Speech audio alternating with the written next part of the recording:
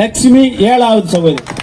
ஏறத்தாழ ஒரு 7-8 மாதங்களாக இந்த சென்னை புறநகர் மாவட்டத்தில் கழகத்துடைய பொதுச் செயலாளர், முன்னாள் முதலமைச்சர், நாளைய முதலமைச்சர் எடப்பாடியாருடைய கட்டளையின் பேரில் தேர்தல் பணிகளை நான் செய்து கொண்டிருக்கிற நேரத்திலே ஒவ்வொரு நிர்வாகியினுடைய செயலையெல்லாம் நான் குறிப்பிட வேண்டும் என்று சொன்னால், ஒற்றை பெண்மணி ஆக என்று சொன்னார்கள் சகோதரி தொகுப்பாளின் அவர்கள். பெயருக்கு ஒற்றை பெண்மணி, செயலிலே அவருடைய செயல் 1000 பெண்களுடைய செயலுக்கு ஒப்பானதாக இருக்கும். நான் ஒரே ஒரு சிறு நிகழ்வை மட்டும் குறிப்பிட விரும்புகின்றேன். ஒரு 10-15 தினங்களுக்கு முன்பாக கழகத்துடைய பொதுச் செயலாளர்கள் சோழிங்கநல்லூர் சட்டமன்ற தொகுதி மக்களை சந்திக்கின்ற நிகழ்ச்சியிலே ஒவ்வொரு நிர்வாகியும்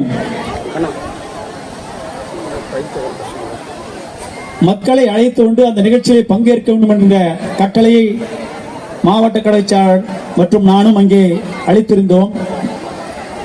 அப்படி நாங்கள் சொன்ன அந்த கருத்திற்கேற்ப சகோதரி லட்சுமி 2000 என்று சொல்லியிருந்தார்கள்.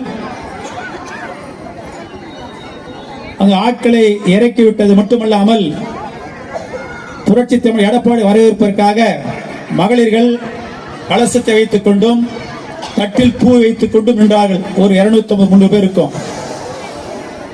2000 தாண்டும் என்று கருதியிருந்தேன். இன்றைக்கு ஒரு உண்மையை சொல்கிறேன் உங்களுக்கு.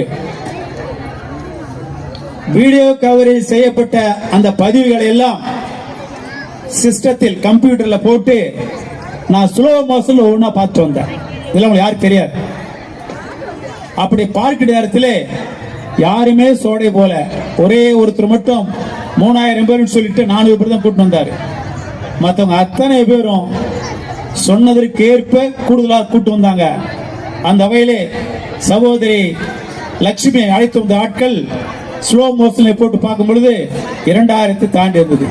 இதை நான் குறிப்பிடுவ காரணம், செயலிலே ஒற்றை பெண்மணி அல்ல, 1000 பெண்மணிக்கு இணையாக செயல்படக்கூடிய சகோதரி. இதை போன்ற பணிகள் இன்னும் அதிகமாக இருக்க வேண்டும். செயல்பட்டுக் கொண்டிருக்கின்ற சகோதரி லட்சுமி அவர்கள் மேலும் சிறப்பாக செயல்பட்டு இன்றைக்கு வாங்கிய பெற்றுக்கொண்ட வாழ்த்துக்களை காட்டிலும் அதிகப்படியான வாழ்த்துக்களை பெறுகின்ற வகையிலே உங்களுடைய பணி அமைய வேண்டும் என்று தெரிவித்து விடைபெறுகிறேன். நன்றி, வணக்கம்.